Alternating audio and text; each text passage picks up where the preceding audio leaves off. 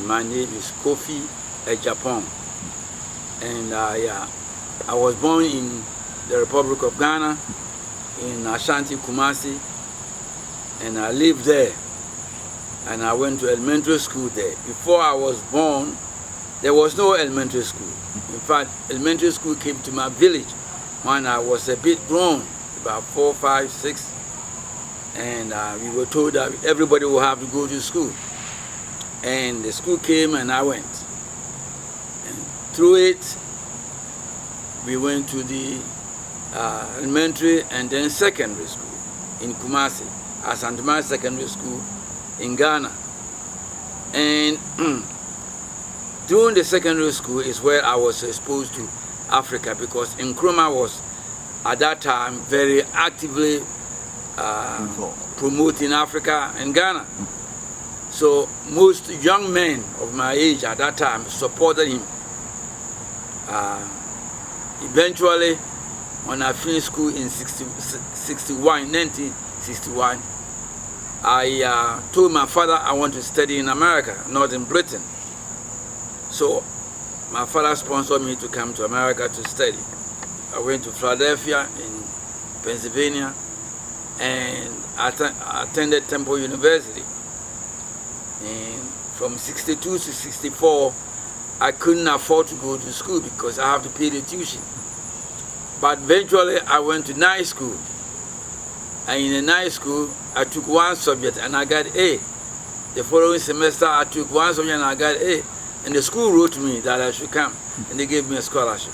So I packed my things from Philadelphia. It's about 200 miles away, and I came to to Washington, D.C., where Howard Law School is. And I started law school. For 3 years I was in there. I studied and finished.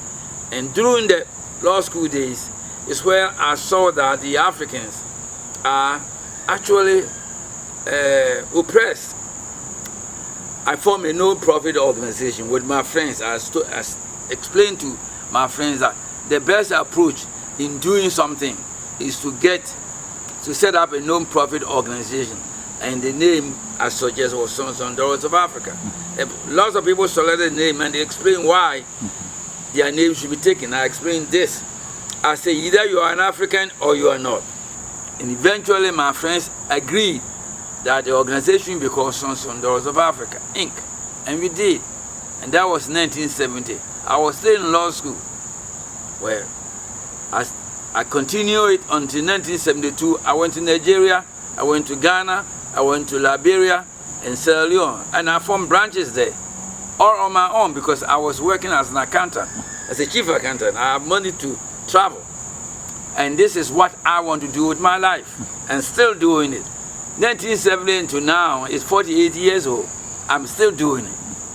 And I'm expecting people at least to pay attention that at this age, we got work to do to organize ourselves as a people, as African people. So when you ask me, what is your platform? The question is so broad, because each one of us must belong to us. You must work together. The same thing Americans did. And one day maybe you go there. But the important thing is that the African must Africanize his mind. He must start dressing African, because we got so many things to do, so many works, so many songs. You wouldn't believe it. There should be no poverty in Africa, because we've been endowed with almost everything under the sun. Africans, we must develop our food, our clothing, our culture, our dancing, our music. Our musicians are doing excellent work, incidentally. If most of our functions that are done as good as our musicians, look, we'll go a long way. Unfortunately, our politicians, the military setting, and everybody that do what they want. They take the money, and so this has become a burden on the nations. And we're not going to solve those problems, because each individual must have a conscience. If you're a leader and you want to steal, the money is there, take it. What are you going to do with it? You put it in European banks and our people suffer. This we must bring to every African that it's not worth it.